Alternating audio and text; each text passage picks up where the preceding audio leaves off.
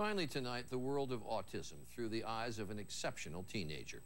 This is the story of a young woman who could not speak a word, could not communicate at all, until something rather amazing happened that could provide real insight into the world of autism. Here's ABC's John McKenzie. Her name is Carly, and for most of her 13 years, she has been locked inside her own world, diagnosed with severe autism and developmental delay. People would absolutely assume that this was a severely impaired, incapable kid, incapable of communication, and pretty much write her off. But her parents never did. From the time she was 4, Carly got 25 to 40 hours a week of behavioral therapy and speech therapy. And we tried hard to get her to talk verbally, but it just wasn't in the cards for Carly. But one day, 2 years ago, sitting at a computer, she surprised them all. Carly just spelled help, hurt, and she typed teeth, and we had no idea that she could actually spell. Can't talk with my mouth, but I learned how to spell and I can talk on my computer. Working slowly, she revealed what it's like to live with severe autism. People just look at me and assume that I am dumb because I can't talk or act differently than them. I think people get cleared with things that look or seem different than them. Carly began writing how she wanted to be treated like any other teenager, emailing her father at work and asking when could she go on a date. We were stunned. I mean, we realized inside was this intelligent, articulate, emotive person that we had never met. This was just unbelievable because it opened up a whole new way of looking at her. Which one? Carly has been very clear that she sees herself as a normal child locked in a body that does things that she has no control over. Our brains are wired differently. We take in many sounds and conversations at once. I take over 1,000 pictures of a person's face when I look at them. That's why we have a hard time looking at people. I have learned how to filter through some of the mess. But her therapists and family have found better ways to keep Carly's impulses in check by listening to music, swimming, even yoga. The one thing she can control is when and where she'll type. Oh, this is John. This is John. And usually she needs to be motivated. Finish up. You're doing great. When I tried making conversation with Carly, she would not type back. I'll tell you anything you want to know. Her finger hovering over the keys for hours, until I brought up my teenage son. He wants to play football. Now she's smiling. It's going to be something funny. Are you embarrassed? Come on, we want to hear what you have to say. Yes, I guess he's cute. I listen to her probably more than I listen to most other people that I talk to in a given day.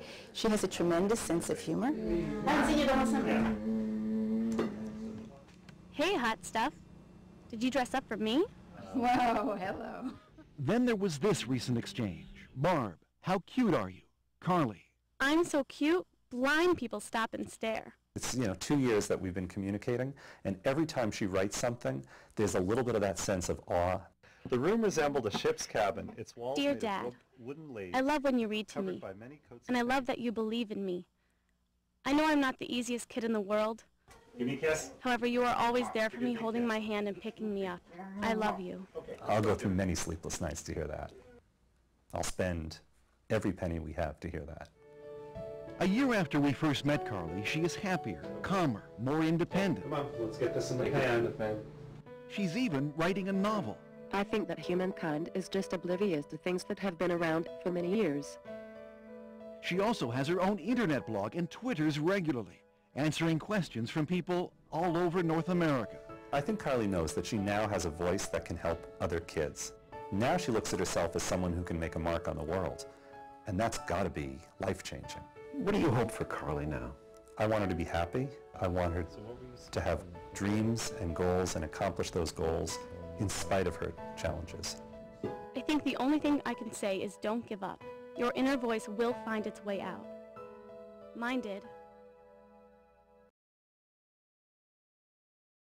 There's a little girl in Toronto. Her name is Carly. She's 13 years old and she's autistic, and she asked me to speak for her bat mitzvah because she doesn't speak, and she wrote something for me to speak for her, which was the most beautiful thing. I could hardly keep it together when I was reading it. And she has been writing me thank you notes ever since. And she wrote me another one recently, and it says, they say that one of the greatest gifts in the world is someone's voice, and I can't believe it, but you lent me yours. She goes on to say a lot of things. I wish I could twirl my magic dream wand and give all the people without a place to live a home, or I wish I lived closer and they could stay at my house. They could sleep in my parents' bed and my dad would read them stories. They might like that. His stories always cheer me up. She is truly amazing. I mean, you look at someone and you see what is an autistic person and you think they don't think the same way or they don't have the intelligence, and this girl is special. And she says, I'm sending you $550.50 since you turned 50 years old. I know it's not enough to build a house, but I hope it's a start.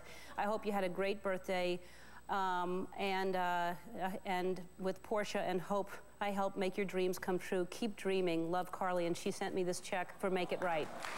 So, amazing, Carly. Thank you.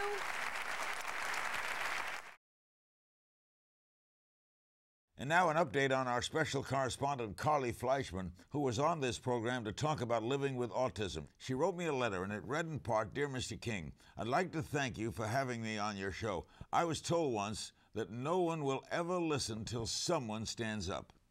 Well, I'm standing, and I was wondering if you could stand beside me. It's been a hard process for me to get to the point that I am able to spell, and I believe we all have an inner voice. We just need to find a way to get it out. Your optimistic and able to back it up believer, Carly Fleischman. Oh, thanks again for everything. Well, Carly, we thank you and look forward to hearing again from our optimistic believer.